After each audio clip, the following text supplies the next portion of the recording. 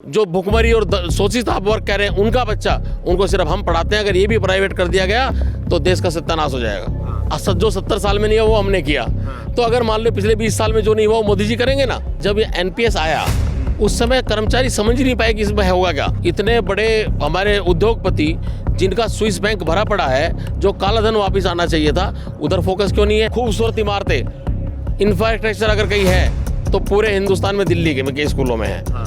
इसमें कोई दो राय नहीं है। रंग बिरंगी इमारतें दुनिया का मुंह चिढ़ाती हैं, लेकिन इमारतें पढ़ाई नहीं कराती। नमस्कार, मैं इस वक्त दिल्ली के कॉन्स्टिट्यूशन क्लब में हूँ। आज एक कार्यक्रम हो रहा है।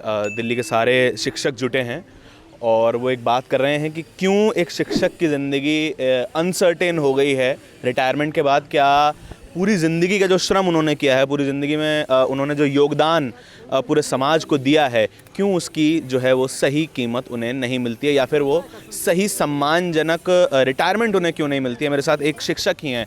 सर, पेंशन के बारे में जब भी बात की जाती है, सरकार कहती है कि उससे खर्च बढ़ रहा है और हम बाकी जगहों पर ज़्यादा इन्वेस्ट नहीं कर पा रहे हैं। इस लॉजिक को कैसे देखते हैं?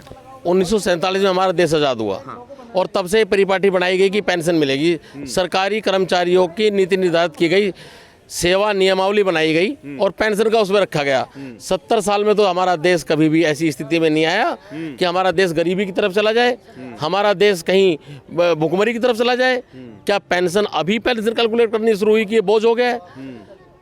इसलिए ये कहना कि भाई देश में कोई दिक्कत आ रही है, ये कहना मैं मुनासिब नहीं समझता। लेकिन हमारे देश में गरीबी जैसी एक बड़ी समस्या है, भुखमरी जैसी बड़ी समस्याएं हैं। सरकार का लॉजिक ये देते हैं वो कि हमें वहाँ पर पैसा ज़्यादा खर्च करना है बनिस्बत उसके कि जो एक सरकारी व्यवस्था में रहे हैं, 35 साल उन्होंने कमाया है और अपनी कुछ सेविंग भी की होगी, तो उनकी अपेक्षा के उस पैसे की ज़्यादा ज़रूरत है जो आदमी गरीब है, गरीबी रेखा से नीचे है। क्या इसको संतुलित करने के लिए सबसे पहले वेतन ही काटा जाए, पेंशन ही काटी जाए? इतने बड़े पूंजीपति, इतने बड़े हमारे उद्योगपति जिनका स्विस बैंक भरा पड़ा है, जो काला धन वापस आना चाहिए था, उधर फोकस क्यों नहीं है? क्या ये कमाई का जो हमारा धन है, पूरे जीवन की कमाई का और एक सुरक्षा का एक मतलब आधा वेतन से भी मतलब एक बेसिक पे का आधा वेतन पेंशन में मात्र मिलता है, क्या उसको छीन लिया जाए? क्या बुढ़ापे के बाद हमें मजबूर कर दिया जाए कि हम किसी पंसारी की दुकान पर बैठ के मुंशीगिरी का काम करें? क्या हमें इन हालातों के लिए छोड़ दिया जाए? बुढ़ापे में हमारा कौन होगा? आप सोच के बताइए। जीवन भर सरकार को दिया, बुढ़ापे में कौन होगा? इसको सरकार को सोचना चाहिए। बैलेंस को, अर्थव्यवस्था को संतुलित करने के अनेकों चीज़ें हैं। सरकार के पास अर्थशास्त्री हैं। आज से पहले जब इतनी आवश्यकता नहीं पड़ी, अब इस खुशहाल देश में, अब विदेशों में, पूरे संसार में हिंदुस्तान का नाम मोदी जी का नाम हो रहा है। कहीं जाए तो मोदी मोदी जी के नारे से हमारी छाती चौड़ी हो जाती है। तो क्या वो आने के बाद सिर्फ सरकारी कर्मचारी की तरफ निगाहें कि यही देश चलाएंगे? बड़ा हास्यास्पद है। लेकिन सर, दो टर्म एक कांग्रेस की सरकार ने बिता ली है और दूसरा टर्म एक बीजेपी की सरकार ने चल रहा है। तो पहले की सरकारों ने भी नहीं आपकी पेंशन वापस करी थी, ये सरकार भी नहीं कर रही है। तो क्या जो सरकार बदलने का जो पूरा एक उम्मीद से बदली थी लोगों ने सरकार, वो फेल होता हुआ नजर आ रहा है क्या? देखिए, जब ये एनपीएस आया उस समय कर्मचारी समझ ही नहीं पाए कि इसमें होगा क्या। जो तरह तरह समझाया गया, इतना मिलेगा, इतना मिलेगा, इतना मिलेगा। उसके बाद धीरे धीरे दूसरी सरकार आई। उस सरकार के दौरान भी आंदोलन हुए, विरोध हुआ। अब बड़ी बड़ी हमारी यूनियंस ने विरोध किया, रेलवे यूनियन ने विरोध किया। लेकिन उसके बाद क्या हुआ कि जो अब मैं ये कहना चाहता हूँ, अब हर चीज़ मोदी है तो मुमकिन है, एक नारा है।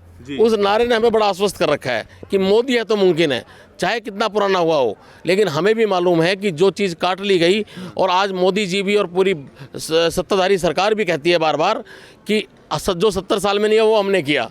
तो अगर मान लो पिछले 20 साल में जो नहीं हुआ वो मोदी जी करेंगे ना। लेकिन सर, यही सरकार वो है जो प्राइवेटाइजेशन को बहुत ज़्यादा समर्थन कर रही है। एजुकेशन में प्राइवेटाइजेशन आ चुका है, अब फॉरेन कंपनीज भी आके अब एजुकेशन में इन्वेस्ट करेंगी। तो स्थिति और ख़राब हो जाएगी। आप कह रहे हैं मोदी हैं, मुमकिन है, उनसे उम्मीदें भी हैं। देखिए, अगर ऐसा सोचा गया, आप ये देखिए कि प्राइवेटिज्म क्या है। आज नहीं, आज से 30 वर्षों से, 40 वर्षों से प्राइवेट स्कूलों का बोलबाला है। और प्राइवेट स्कूल एक इंडस्ट्री है। ये स्थिति तो और ख़राब हो रही है ना। प्राइवेट स्कूल एक इंडस्ट्री है। उस इंडस्ट्री में सिर्फ और सिर्फ पूंजीपतियों के, उद्योगपतियों के बच्चे पढ़ते हैं।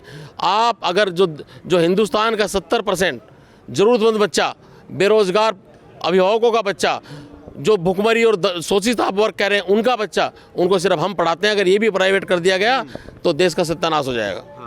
जो सवाल आपसे अभी पहले भी पूछा गया है कि सरकारी स्कूलों की व्यवस्था भी बहुत ज़्यादा गड़बड़ है और टीचर्स पे इल्ज़ाम भी लगते आए हैं कि वो ढंग से पढ़ाते नहीं हैं और तमाम तरीके के इल्ज़ाम आते नहीं हैं। उत्तर प्रदेश में बहुत सारे टीचर्स के बारे में बोलते हैं कि एकल विद्यालय चल रहे हैं, एक ही टीचर है, वो भी नहीं आ रहे हैं।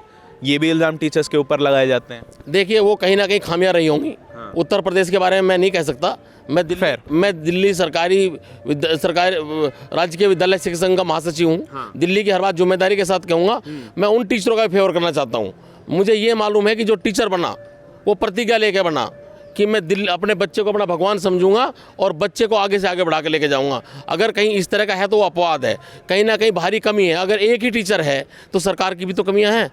अगर मान लीजिए अगर आप उसको पर्याप्त वो नहीं देंगे, RTE लागू हुआ, RTE लागू UPA की गवर्नमेंट में हुआ और उस समय सबसे पहला जो मुद्दा था और जो जरूरी मुद्दा था उसमें जो पहली शर्त थी वो थी छात्र शिक्षक अनुपात, स्टूडेंट टीचर रेशियो। आज तक पूरी हुई तो मुझे बता दो आप। अगर मान लीजिए कहीं 10 टीचरों की वैकेंसी है, एक टीचर है तो एकल है वो तो उसको ये मानिए अपने बच्चों को अपना एक समूह मान के, एक भेड़ बकरी का समूह मान के वो घेर रहा है बस। तो उसमें उसका दोष कहाँ आया? और समाज को और शिक्षाविदों को, आप जैसे पढ़े लिखे लोगों को, ये उन मजबूरियों को देख के ही ऐसा कोई संदेश देना चाहिए। सिर्फ आरोप टीचर पर ना लगाया जाए। मैं ये कहता हूँ जो टीचर पद पे आ गया, जिन्हें टीचर पद की जिम्मेदारी ले ली, वो कभी भी नेग्लिजेंसी नहीं करेगा। ये मेरा दावा है। जी, आपने कहा कि मैं दिल्ली के टीचर्स के बारे में बात कर सकता हूँ और दिल्ली के जो है शिक्षा व्यवस्था के बारे में। दिल्ली की केजरीवाल सरकार शिक्षा नीति के दम पे दूसरी बार सरकार बना चुकी है और वो भी क्या आपके समर्थन में आएंगे कि आपकी पेंशन बहाल हो? क्या उस तरह की बातें हुई हैं क्या सरकार से आपकी? देखिए, वो तो कर चुके 2 साल पहले बात हो गई है। उन्होंने कैबिनेट में पास कर दिया है। अच्छा। सबसे पहले कोई पास करने वाली दिल्ली सरकार थी। पेंशन के मुद्दे को सबसे पहले उन्होंने लिया और अपनी कैबिनेट में पास कर दिया और कैबिनेट में प्रस्ताव रख दिया, पास भी कर दिया है। वो सारा का सारा प्रस्ताव जो है वो LG साहब के पास पेंडिंग है। उन्होंने कर दिया। लेकिन जहाँ तक शिक्षा व्यवस्था की बात कहें, पेंशन के मुद्दे पे तो हमारे साथ है। शिक्षा की नीतियों में इनमें थोड़े से हमारा उनका विरोधाभास है। थोड़ी दिक्कत क्या है वो मैं ऑनेस्टली एक टीचर से जानना चाहता हूँ कि पूरी शिक्षा नीति, दिल्ली सरकार की शिक्षा नीति में बड़ा ढिंडोरा पीटा जाता है कि विदेशों से लोग आ रहे हैं, देख रहे हैं। ऑनेस्टली कमी क्या है? कमी भी तो कुछ ना कुछ तो, कि परफेक्ट तो कुछ नहीं हो सकता। देखिए, मैं इसमें बिल्कुल सत्यता के साथ बताना चाहूँगा और एक सुझाव के रूप में बताना चाहूँगा अपनी सरकार को, अपने मुख्यमंत्री, अपने शिक्षा मंत्री महोदय को कि खूबसूरत इमारतें, इंफ्रास्ट्रक्चर अगर कहीं है तो पूरे हिंदुस्तान में दिल्ली के स्कूलों में है। इसमें कोई दो राय नहीं है। रंग बिरंगी इमारतें दुनिया का मुंह चिढ़ाती हैं, लेकिन इमारतें पढ़ाई नहीं कराती। पढ़ाई कराता है अंदर का एनवायरनमेंट। वो एनवायरनमेंट में शिक्षकों की पहले कमी थी, लेकिन माननीय उच्च न्यायालय के प्रेशर से, दबाव से, हर दिन उसकी जाके स्टेटस रिपोर्ट देने से शिक्षकों का अनुपात लगभग ठीक होता जा रहा है। अभी एक मास लेवल पे भर्तियां हुई हैं। 17-18 हज़ार टीचर हमारे नए भर्ती हुए पिछले 2 से लेकर 3 वर्षों में। क्या वो परमानेंट टीचर्स हैं क्या? बिल्कुल रेगुलर टीचर हैं वो, और फ्रेश टीचर हैं। बड़े उत्साह में, बड़े जोश के साथ ज्वाइन किया उन्होंने। दिल्ली के कई सारे स्कूलों के बारे में बताते हैं कि विज्ञान की पढ़ाई नहीं हो रही है, जो कुछ एक 81 के आसपास ऐसे, मैं ये पूरा डेटा मैं श्योरली नहीं कह सकता, लेकिन कुछ एक ऐसे स्कूल्स हैं जो कि बिना प्रधानाचार्य के चल रहे हैं। देखिए, ऐसा है, ये कई सिस्टम की दिक्कतें होती हैं। सिस्टम की दिक्कत क्या है कि हमारे स्कूलों में, आपने वाजिब बात कही, बिलो 100 हमारे यहाँ, हमारे 1000 और लगभग 36 स्कूल हमारे यहाँ हैं। 1036 स्कूल हैं और 100 के करीब हमारे यहाँ सिर्फ प्रधानाचार्य हैं और 100 प्रधानाचार्य हैं। और उनके साथ साथ जो स्कूल संभाल रहे हैं हमारे वाइस प्रिंसिपल संभाल रहे हैं। वो प्रधानाचार्य है, वो हमारे स्कूलों को संभाल रहे हैं। तो उसकी एक दिक्कत है। उसकी दिक्कत क्या है कि प्रमोशन में आने वाली एक परेशानियाँ खड़ी होगी। एक स्केल, एक वेतनमान का दिक्कत थी। पहले वाइस प्रिंसिपल के उसमें रूप में तुरंत प्रमोट हो जाते थे, 5 साल का पीरियड था। तो अब लेकिन एक है ना, वित्तीय और टेक्निकल एक दिक्कत आ गई। वो जो वाइस प्रिंसिपल होते थे वो 5400 के ग्रेड पे में होते थे। उनके बाद उनको 6600 का ग्रेड पे मिलता था, उसके बाद 7600 का मिलता था। अब एक प्रशासनिक अधिकारियों ने पता नहीं कहाँ से ढूंढ के लाए, उन्होंने कहा कि इनके 10 वर्ष पहले उप प्रधानाचार्य के रूप में पूरे होना चाहिए, तभी ये प्रमोट होंगे। अच्छा, पहले वो प्रधानाचार्य 10 साल रहा, उसके बाद प्रधानाचार्य होंगे। ऐसी कंडीशन आते ही प्रधानाचार्य जाते गए और उप प्रधानाचार्य स्थिर रहे। तो प्रधानाचार्य बनने मतलब वो हुआ ही नहीं। जो डायरेक्ट रिक्रूटमेंट होता है 25%, वो भी कोरोना काल में यूपीएससी की व्यवस्था में नहीं हो पाया, तो इसलिए हुआ। तो ये बातें अड़चनों पे खास सरकार को गौर करना चाहिए। हमारे एक विडंबना और है जी, हमारे जो दिल्ली के स्कूलों में जो हमारे जो शिक्षा निदेशक महोदय हैं, वो भारतीय प्रशासनिक सेवा से आते हैं, जबकि होना चाहिए एकेडमिक बैकग्राउंड होना चाहिए। अगर वो एकेडमिक बैकग्राउंड से हो तो एकेडमिक बातों को समझे।